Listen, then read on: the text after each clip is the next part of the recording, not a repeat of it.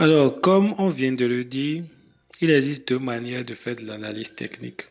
On peut soit se concentrer sur les prix et laisser tomber ce qu'on appelle les indicateurs techniques, ou on peut utiliser les indicateurs techniques.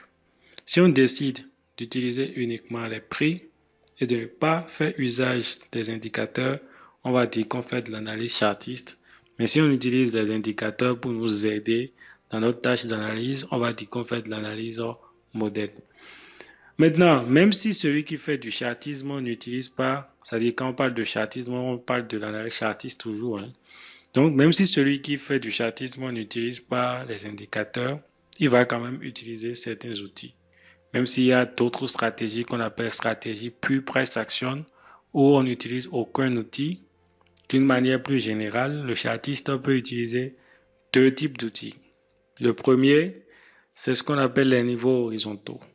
Les niveaux horizontaux, c'est ce que vous pouvez voir à l'écran. Il en existe deux. Il y a un qu'on appelle niveau support et l'autre qu'on appelle niveau résistance. On parle de niveau de support quand le niveau se trouve en dessous du prix et niveau de résistance quand le niveau se trouve au-dessus des prix. Maintenant, comment on trouve ces niveaux? Comment on décide de dire qu'un niveau est un niveau de résistance ou un niveau de support?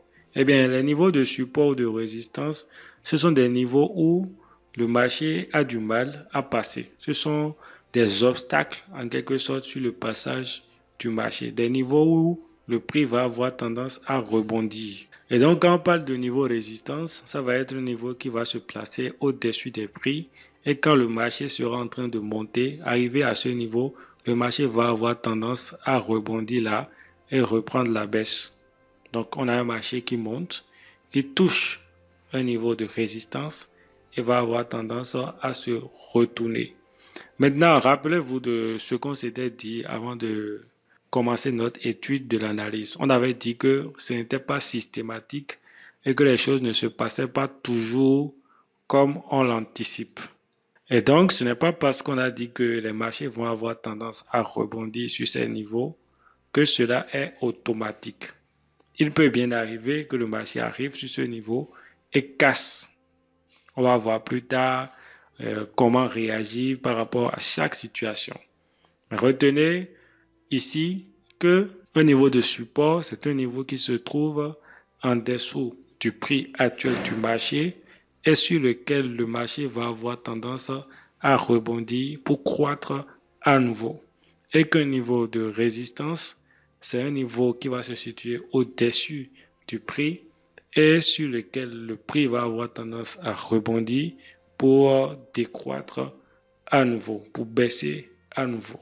Maintenant, autre chose qu'il faut savoir par rapport au support et résistance, c'est que un support ne va pas rester éternellement support et une résistance ne va pas rester éternellement résistance.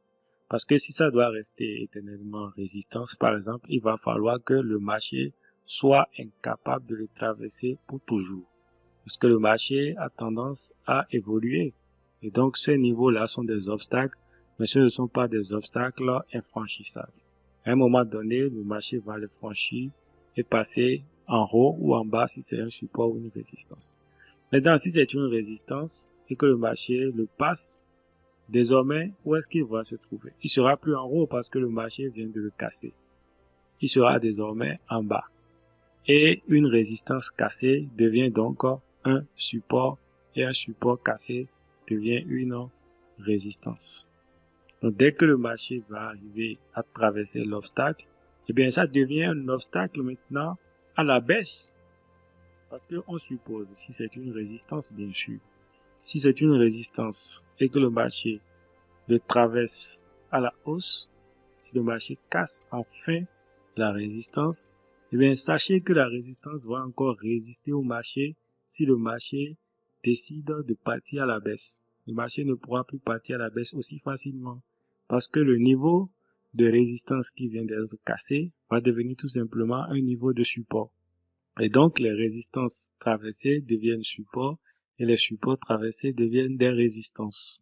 Maintenant, comment est-ce que vous pouvez vous-même tracer les supports et résistances pour pouvoir trader? Bien sûr, on va prendre des exemples sur le graphique, Mais déjà, vous devez savoir que pour tracer des niveaux de support ou de résistance, il faut arriver à trouver un niveau de prix où le marché n'arrive pas à passer. Un niveau de prix que le marché n'arrive pas à traverser. Et quand est-ce qu'on peut dire que le marché n'arrive pas à traverser un niveau? Est-ce que c'est quand le marché s'arrête une seule fois à ce niveau? Ou est-ce qu'il faut que le marché s'arrête plusieurs fois? Eh bien, il faut que le marché s'arrête au moins 2 fois au même niveau. Donc, on dit alignement horizontaux de sommet ou alignement horizontaux de creux. On va parler d'alignement de sommet quand c'est en haut et alignement de creux quand c'est en bas.